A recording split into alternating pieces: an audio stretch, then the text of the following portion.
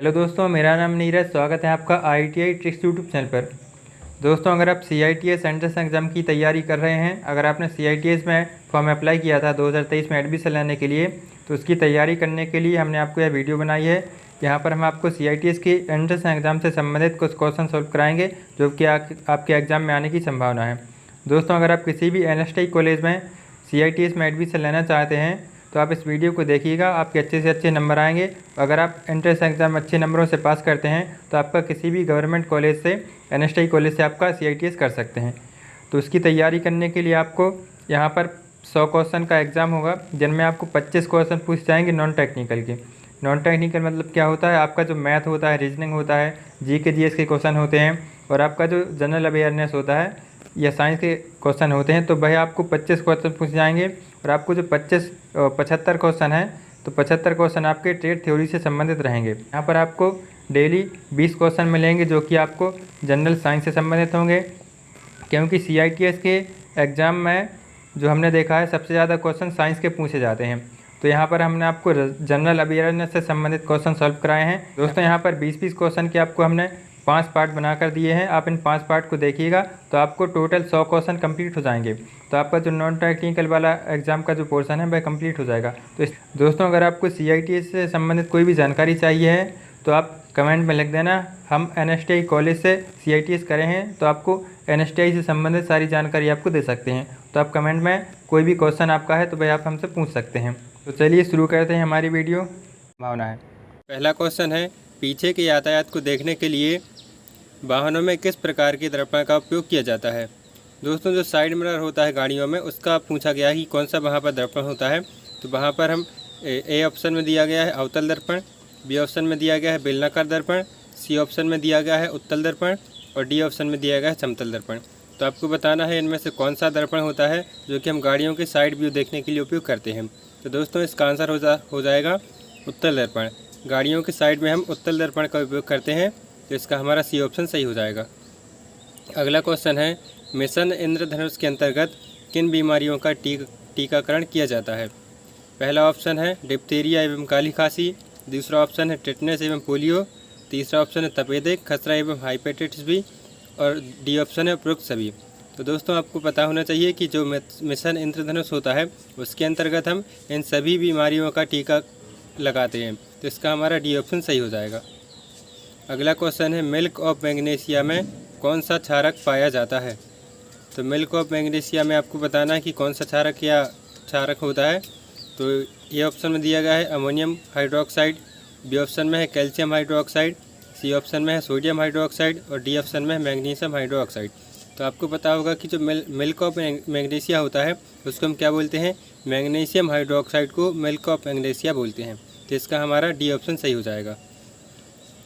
अगला क्वेश्चन है, निम्नलिखित में से कौन सा कथन सही नहीं है? तो आपको अच्छे से पढ़ना है क्वेश्चन को। यहाँ पर पूछेगा कि कौन सा सही नहीं है, मतलब बाकी के जो 3 ऑप्शन हैं वह सही होंगे और एक होगा जो कि गलत होगा। तो आपको बताना है कि कौन सा गलत है। ये ऑप्शन में है ग्रेफाइट कठोरतम प्राकृतिक पदार्थ है, B ऑप्शन में है मीथेन को मार्स गैस भी कहते हैं, और C ऑप्शन में है ग्रेफाइट हीरा तथा फुलरीन कार्बन के क्रिस्टलीय प्ररूप हैं, और D ऑप्शन में है LPG CNG आदि गैसीय ईंधन है। तो आपको बताना है कि चौथे ऑप्शन का क्या होगा। जो ए ऑप्शन में लिखा गया है ग्रेफाइट कठोरतम प्राकृतिक पदार्थ है, ये हमारा इसका आंसर गलत है। मतलब कि इसका हमारा चौथे का ए ऑप्शन सही हो जाएगा, क्योंकि ये ए ऑप्शन में जो लिखा गया है वह सही नहीं है। बाकी जो 3 ऑप्शन में है B, C और D है हमारे सही हैं, तो इसका हमारा ए ऑप्शन सही हो जाएगा। चलिए देखते हैं अगला क्वेश्चन, विश्व जनसंख्या दिवस कब मनाया जाता है?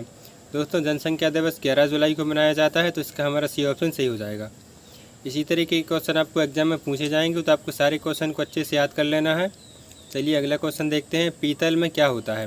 दोस्तों, पीतल में कौन सा जो होता है एलॉय होता है, वह आपको बताना है कि पीतल किस किस धातुओं से मिलकर बना होता है। तो इसको याद करने की एक ट्रिक होती है पिताजी।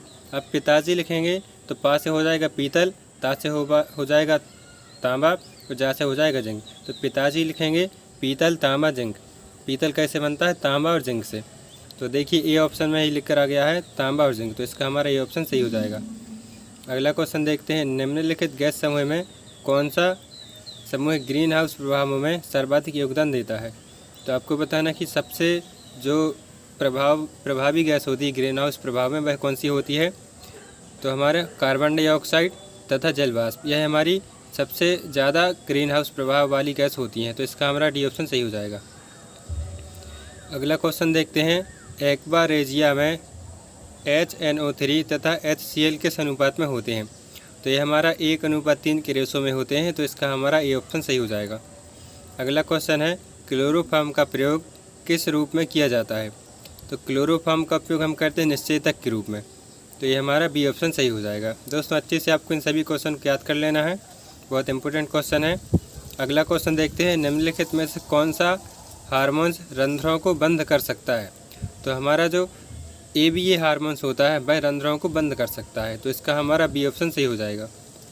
अगला क्वेश्चन देखते हैं, निम्नलिखित में से कौन सा इनपुट डिवाइस है? दोस्तों कंप्यूटर से संबंधित भी क्वेश्चन आपको एग्जाम में पूछे जाते हैं।